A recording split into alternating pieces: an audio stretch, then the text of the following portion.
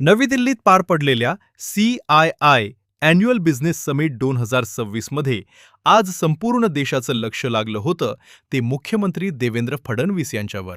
विषय होता vision for India at 100. CIIचे दिग्गज चंद्रजीत बॅनर्जी आणि राजीव मेमानी यांच्याशी संवाद साधताना फडणवीसांनी महाराष्ट्राचा फ्युचर प्लॅन जगासमोर मांडला. देशातील 24% GCC आज एकट्या महाराष्ट्रात आहेत. AI सेमीकंडक्टर्स आणि डेटा सेंटर्सच्या माध्यमातून महाराष्ट्राला आशियाचा टेक कॉरिडॉर बनवण्याचा निर्धार त्यांनी व्यक्त केला. भविष्यातील उद्योग केवळ तिथेच जातील जिथे शाश्वत ऊर्जा असेल.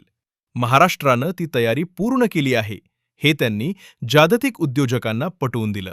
थोडक्यात सांगायचं तर फडणवीसांचा हा दौरा केवळ भाषणापुरता मर्यादित नव्हता, तर तो महाराष्ट्रात लाखो नोकऱ्या आणि अब्जावधींची गुंतवणूक खेचून आणणारा मास्टर स्ट्रोक ठरला आहे. तुम्हाला काय वाटतं?